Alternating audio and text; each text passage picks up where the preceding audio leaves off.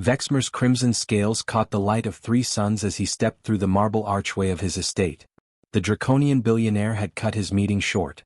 Something in his gut told him to come home early today, though he couldn't explain why. After 200 years of life, he'd learned to trust those instincts. They'd made him rich. They'd kept him alive. His fortress on the trade planet of Helios Prime was always silent, always orderly, exactly as he demanded. Every servant knew their place. Every room maintained perfect stillness. It was how things should be in a proper draconian household. Quiet, controlled, predictable. But today something was different. Music drifted through the corridors. Vexmer stopped mid-step, his tail scraping against the floor. Music? Here. His staff knew better. He ran a tight operation. No distractions. No unnecessary noise. His home was a place of business and rest, not whatever this was. And it was human music too. He recognized the style from trade negotiations with Earth representatives. That strange rhythmic sound they seemed to love. All beats and melodies that didn't follow any logical pattern. Draconians preferred ceremonial drums or nothing at all. This was chaos put to sound. Yet something about it pulled at him.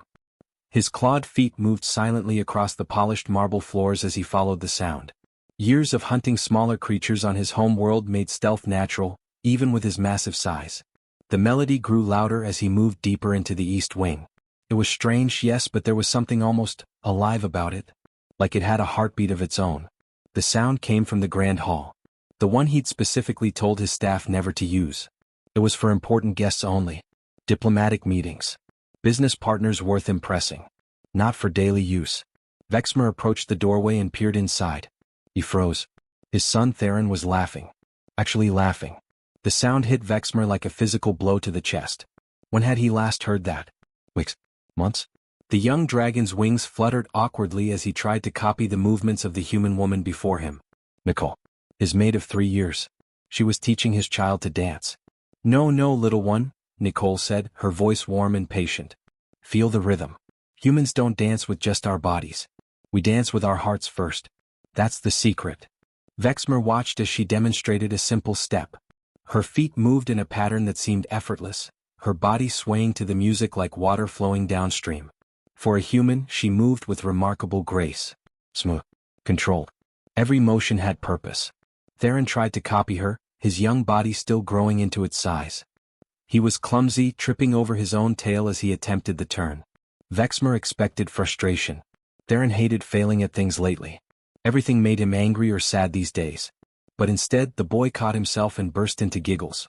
Giggles. Vexmer's chest tightened, a painful squeeze around his heart. He hadn't heard that sound since his mate had died 2 seasons ago.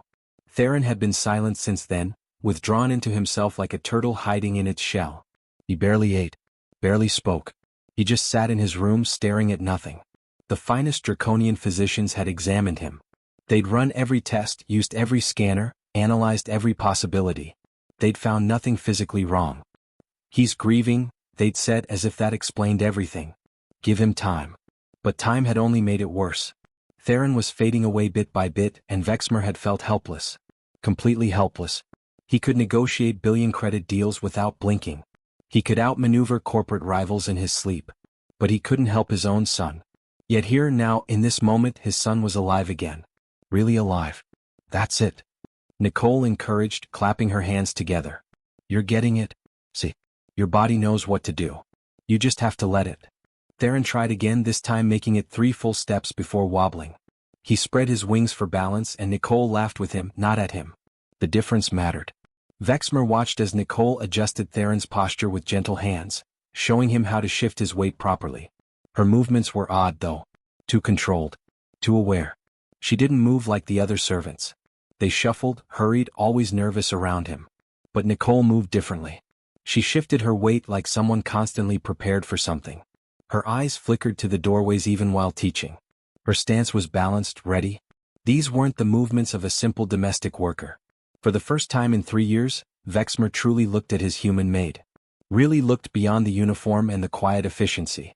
Nicole was average height for a human with brown hair she kept tied back. Her face was plain, unremarkable. The kind of person who blended into the background perfectly. She never drew attention, never caused problems, never gave him reason to notice her beyond her work. But now, watching her teach his son, he saw details he'd missed. The way she carried herself. The precise movements.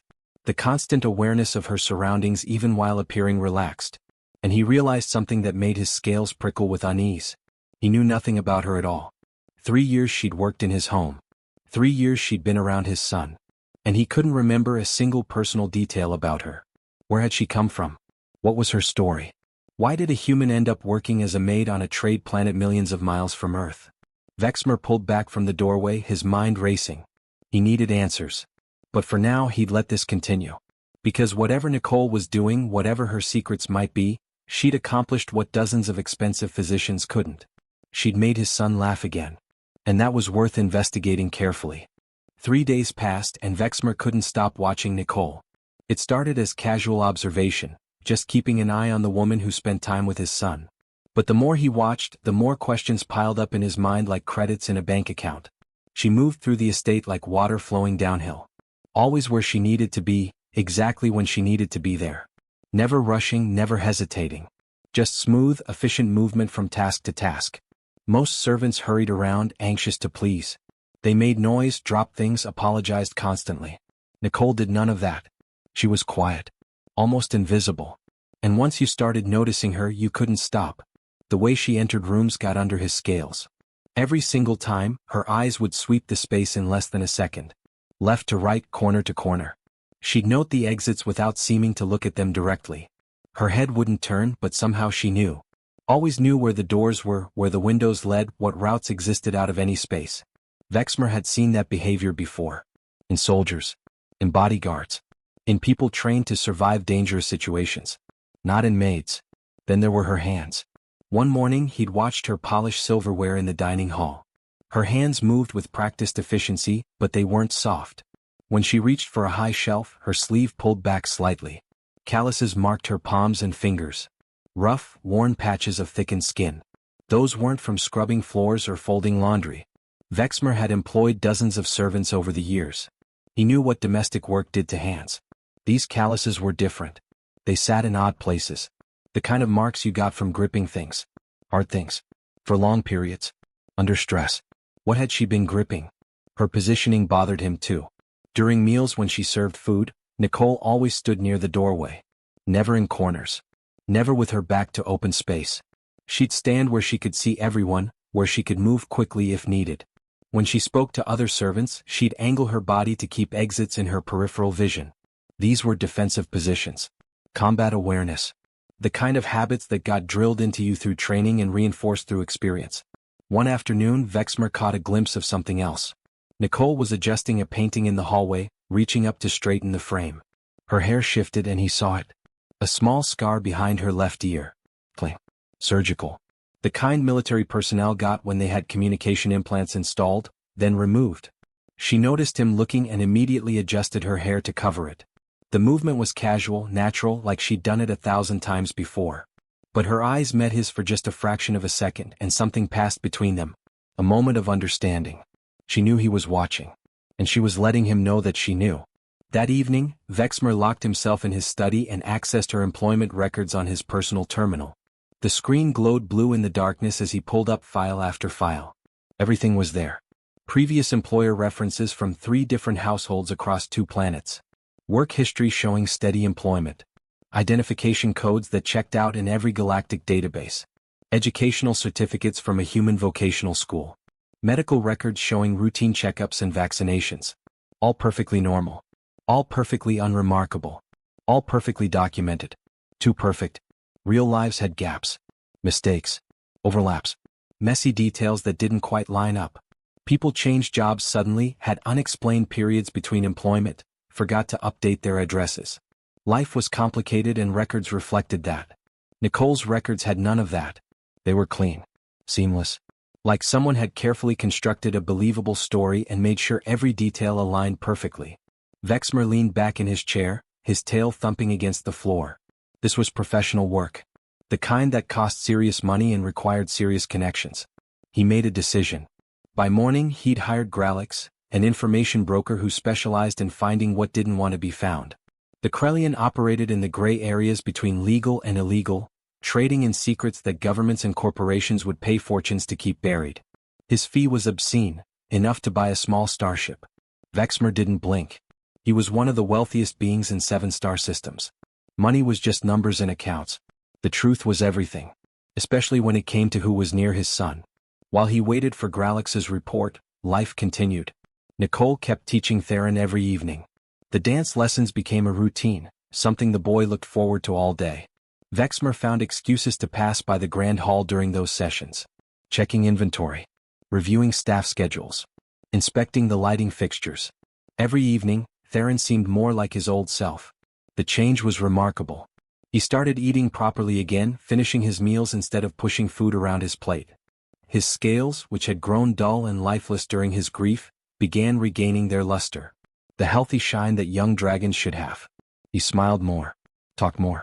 Even started playing with his toys again, making up stories about space adventures and far-off planets. All because a human woman taught him to dance. Father. Theron called one evening, spotting Vexmer lingering in the doorway. Look what Miss Nicole taught me.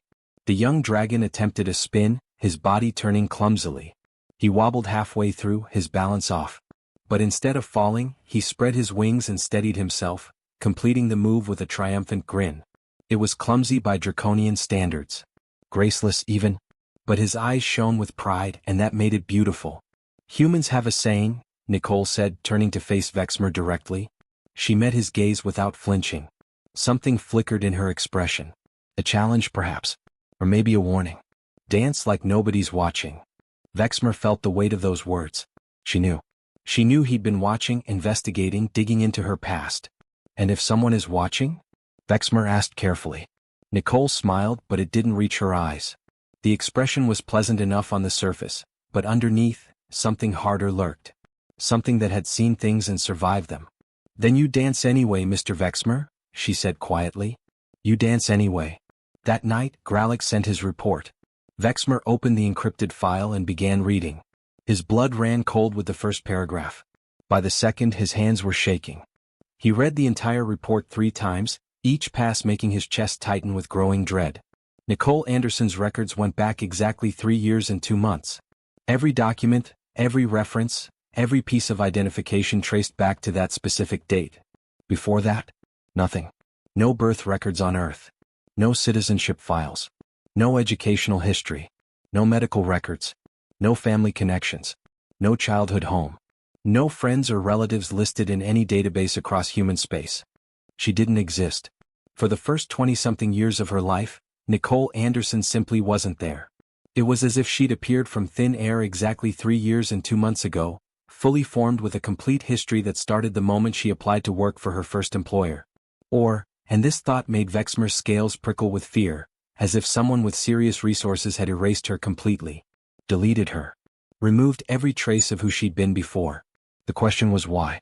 And what was a person with that kind of past doing teaching his son to dance? Vexmer summoned Nicole to his private study at midnight.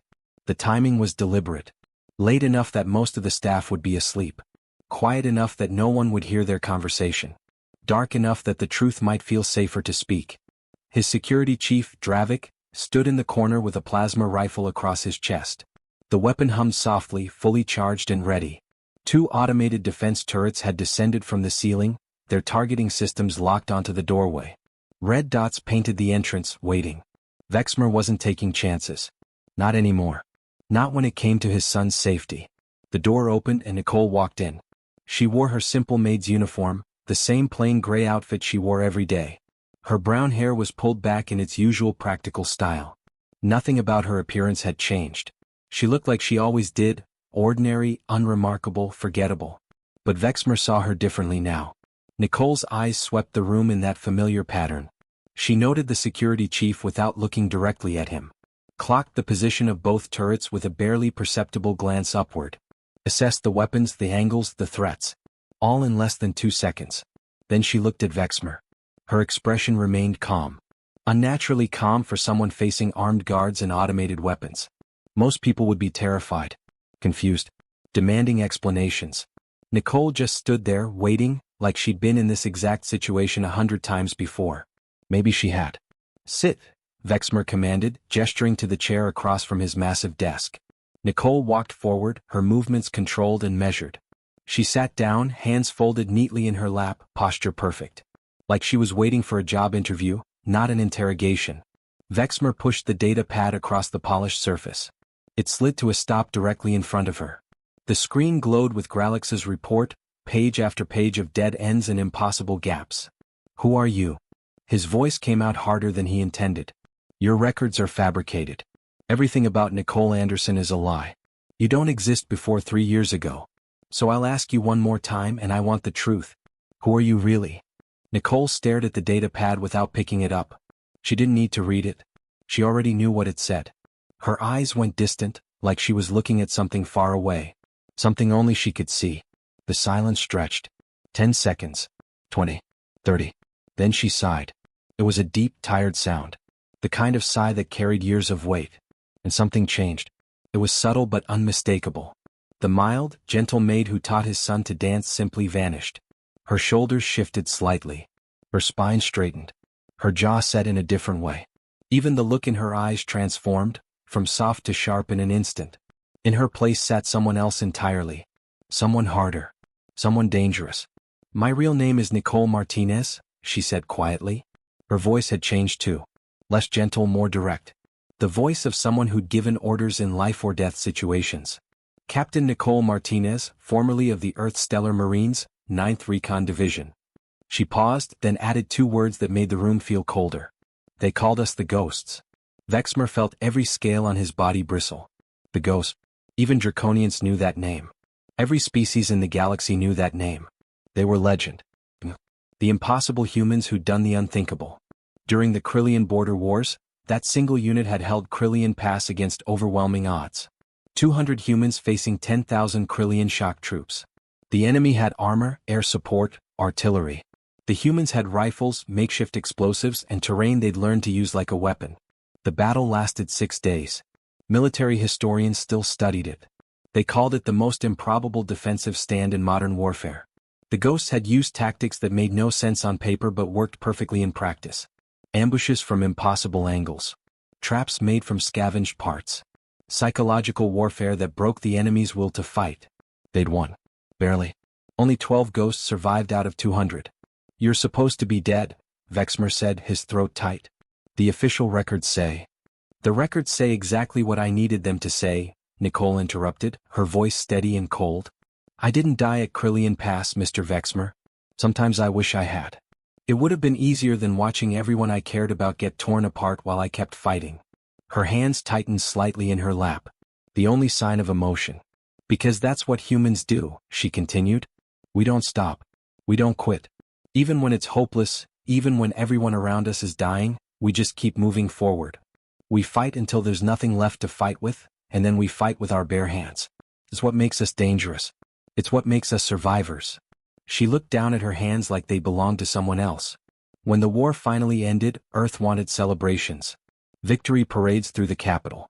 Medals pinned on our chests. They wanted to put our faces on recruitment posters. Make us heroes. Inspire the next generation. Her voice cracked slightly. But all I saw when I closed my eyes were the faces of my unit. Rodriguez bleeding out in my arms. Jackson buying us time with his life. Kim making jokes even after she'd been hit. They wanted me to smile and wave while I was drowning in survivor's guilt. Nicole looked up, meeting Vexmer's eyes directly. So I left. Used every favor I had, every contact I'd made. Had myself erased from the system. Created a new identity and disappeared. Started over somewhere no one would look for a ghost. And the dancing?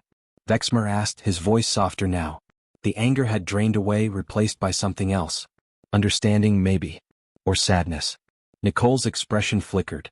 Something raw and painful crossed her features, like an old wound reopening. Movement patterns, she said. Combat drills. Between firefights when we had downtime we'd practice them. Footwork, positioning, weight distribution. We turned it into something that looked like dancing. Called it the dance because it kept us sane. Kept us feeling human instead of just soldiers. She swallowed hard. After the war I realized something. Children need the same thing adults do. They need to know their bodies can create beauty, not just survive horror. Your son was dying inside, Mr. Vexmer. Not his body, his spirit. I've seen it before. In soldiers who came back changed. In refugees who'd lost everything. In myself every time I looked in a mirror. Her eyes locked onto his. The dancing helps. It reminds you that you're alive. That life can still have joy, even after you've seen darkness. That's what I wanted to give Theron. Not just steps and rhythm, but hope. The room fell silent except for the low hum of the defense turrets. Vexmer sat back in his chair, his mind spinning. This woman had saved his son in ways he hadn't understood. She'd taken her trauma, her pain, her loss, and transformed it into something that healed others. "Why tell me this?" he finally asked. "You could have lied. Made up another story. Because you were going to find out anyway," Nicole said simply. "And because..." The alarm shrieked through the estate.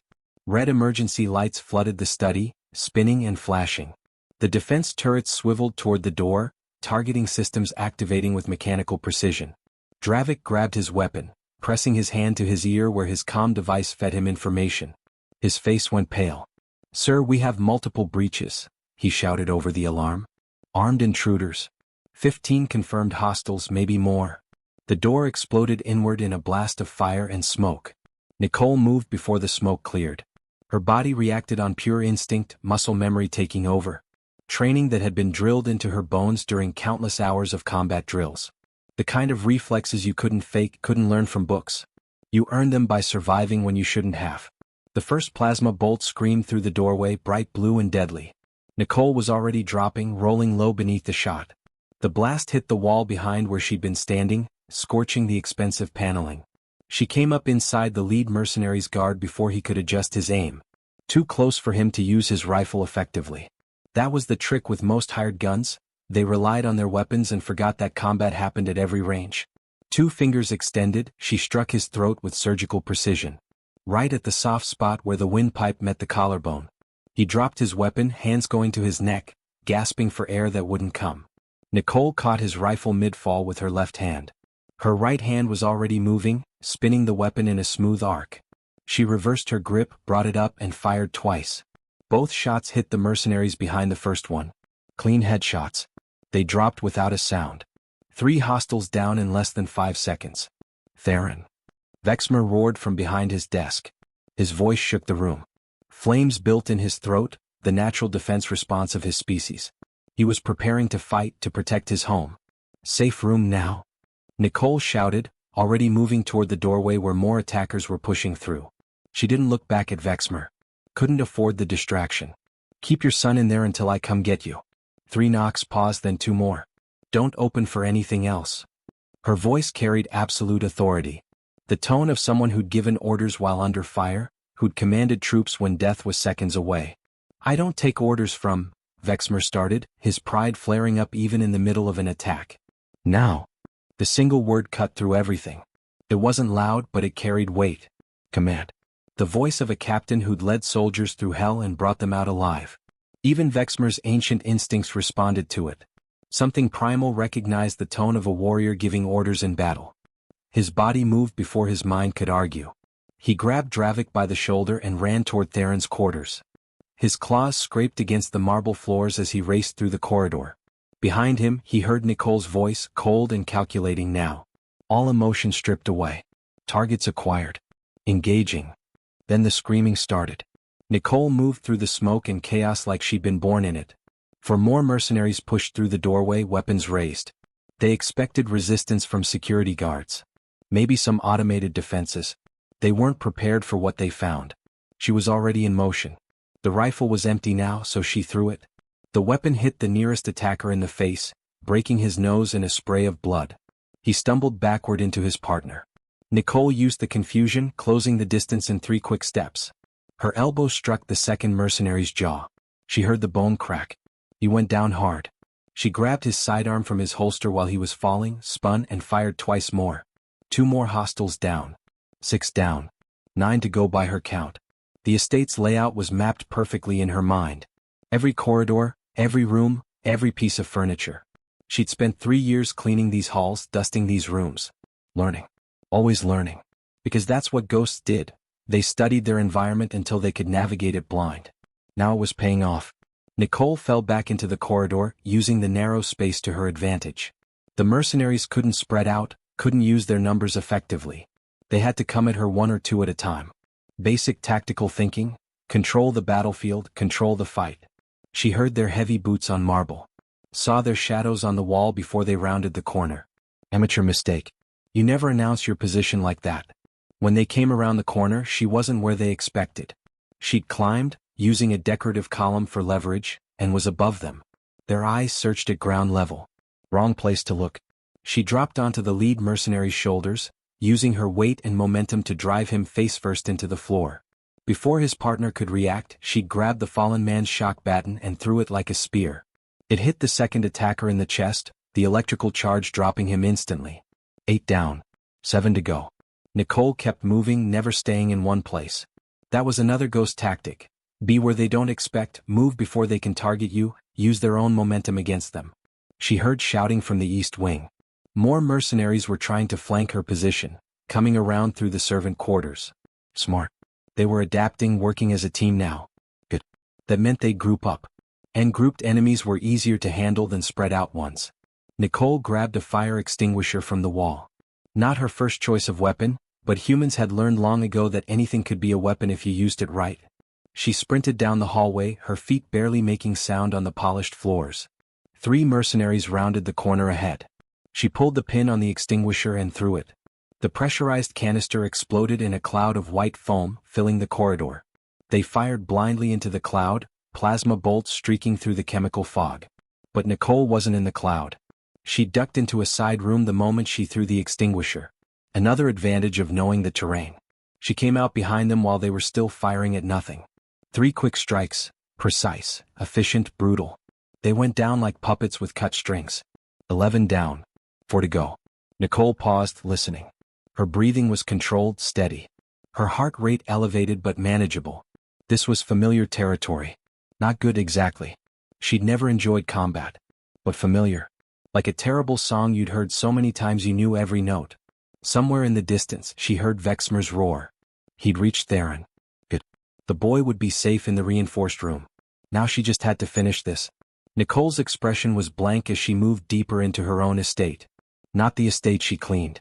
The battlefield she'd spent 3 years preparing without even realizing it. The ghost was dancing again. And somewhere, in whatever afterlife existed, her old unit was probably shaking their heads. Because Nicole Martinez never could sit still. Never could stay out of a fight. Even when she tried to retire, the war found her. So she'd do what she always did. She'd win. Vexmer heard the final explosion echo through the estate, then nothing. Just silence. The kind of silence that came after storms, after battles, after everything went still. He stood in the reinforced safe room with Theron clutched close to his chest. The boy's small body trembled against his scales. Dravik stood by the door, plasma rifle raised, his claws white-knuckled around the weapon. Sweat dripped down the security chief's face despite the cool air. Minutes crawled by like hours. Each second felt like an eternity. Vexmer's mind raced with terrible possibilities. What if Nicole had failed? What if more attackers were coming? What if his son was in danger and he was hiding in a box like a coward? But Nicole had given him an order. A clear, direct command. And something in her voice had told him she knew exactly what she was doing. So he waited. And waited. And waited. Then he heard it. Knock, knock, knock. His heart stopped. Pause. 5 seconds that felt like forever. Knock, knock. The signal. Exactly as Nicole had instructed. Vexmer's hands shook as he reached for the door controls. The heavy metal panel slid open with a hydraulic hiss. He didn't know what to expect. Bodies? Blood? More attackers? Nicole stood there in the hallway, covered in dust and smoke residue. Small cuts marked her arms and face, nothing serious but visible. Her maid's uniform was torn at the shoulder and stained with dirt. Her hair had come loose from its usual style, hanging in messy strands around her face. She held a tray with 3 cups of tea. The sight was so absurd, so completely unexpected that Vexmer just stared. This woman had just fought off 15 armed mercenaries, and now she was serving tea like it was an ordinary afternoon. Her hands were perfectly steady as she offered him a cup. No shaking. No trembling. Just calm, professional service. The intruders have been neutralized, Nicole said in that same calm tone she used when reporting that she'd finished the laundry. 15 incapacitated, 3 fled when they realized what they were up against. I've already called your regular security team for cleanup. They should arrive within 20 minutes. She sipped her own tea, completely unbothered by the chaos around her. The estate has some cosmetic damage, she continued. Broken doors, scorch marks on the walls, some smashed furniture. Nothing structural. Everything can be repaired. I'll have contractors scheduled by morning and damage assessments completed by afternoon. Vexmer stepped into the hallway, his legs unsteady. His eyes took in the scene. Unconscious mercenaries lay scattered across the marble floors like broken dolls. Some were tied up with torn curtains. Others were pinned under furniture. One was hanging from a chandelier somehow, groaning weakly. Near the far end of the corridor, a massive Krillian warrior, the beetle-like species known for their combat prowess, was wrapped in his own armor plating. The pieces had been removed and used to trap him. He moaned softly, clearly in pain but not seriously injured. The destruction was surgical. Precise. Every attacker taken down with minimal force necessary. No deaths. Just complete, overwhelming defeat. You. Vexmer's voice came out as a whisper. You did this alone? All of them? Nicole shrugged, a small gesture that somehow made the whole thing seem even more impossible. I had home field advantage. I've spent 3 years memorizing every inch of this estate. Every room, every corridor, every piece of furniture. Where things are balanced, what can be used as a weapon, which floors creak, where the shadows fall. She took another sip of tea. They made the mistake of attacking my territory. And humans are very, very good at defending our territory. A small voice came from behind Vexmer's legs. Miss Nicole? Are you okay? Theron peeked out, his young eyes wide with worry. He saw the cuts on her arms, the torn uniform, the dust in her hair. Nicole's entire expression softened immediately. The hard warrior vanished, replaced by the gentle teacher. She set down her tea tray and knelt down, bringing herself to the boy's eye level. I'm fine, little one, she said warmly. Just had to take out some trash. Nothing to worry about. She smiled and it was genuine. But I might have missed our lesson today. Can you forgive me? Theron nodded solemnly, then surprised everyone by rushing forward and hugging her. His small wings wrapped around her shoulders as best they could. I was scared, he whispered. I know, Nicole said softly, holding him. But you were brave. You stayed in the safe room like I asked. That takes courage. Vexmer felt something shift in his chest. A tightness that had been there since his mate died. This human woman, this soldier who'd seen horrors he couldn't imagine, had fought wars, watched her comrades die, carried trauma that would break most beings. And she used all of it to protect his son. She'd turned her suffering into strength. Her skills into guardianship. Her past into purpose. A message came through on his personal comm. His intelligence network had identified the attackers. The Velcross clan sent them, Vexmer said quietly. They learned who you were. They wanted to kidnap you, ransom you, use your tactical knowledge against human territories. Or worse. Nicole nodded, still holding Theron. Expected. I knew hiding couldn't last forever. The past always catches up eventually. Then you'll need protection. Legal standing. Vexmer straightened, making a decision. This woman had saved his son's life twice now, once from grief, once from physical danger. She deserved better than running and hiding. Nicole Martinez, I'm offering you a position as head of estate security and Theron's personal guardian. Full legal protection through my political connections. I can have your desertion charges cleared. I have friends in the human government who owe me considerable favors. Nicole was quiet for a long moment, her hand gently stroking Theron's head. And the dancing? The dancing continues, Vexmer said firmly. In fact. He looked at his son, then back at her. Teach me as well. I want to understand what makes my son so happy. What helps him heal. A genuine smile crossed Nicole's face. The first real, unguarded smile Vexmer had ever seen from her. It transformed her entire appearance, making her look younger, lighter, like a weight had lifted from her shoulders. I'd like that, she said softly. 3 months later, the Grand Hall hosted an unusual sight that would have made anyone from the galaxy stop and stare. A massive draconian billionaire, one of the wealthiest beings in 7-star systems, was attempting to learn rhythm from a human woman barely a quarter his size. His son cheered encouragement from the sidelines, laughing at his father's clumsy attempts. Vexmer was terrible at it. Absolutely awful. His massive form wasn't built for human dance. His tail kept getting in the way. His wings threw off his balance. He stumbled more than he stepped.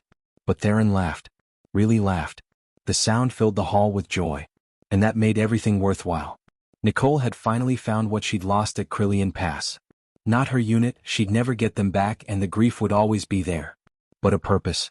A family worth protecting. A way to transform the violence she'd mastered into something that preserved life instead of taking it. She'd been a ghost, vanishing into darkness, haunted by the past. Now she was something better. A guardian. A teacher. Someone helping others find the light.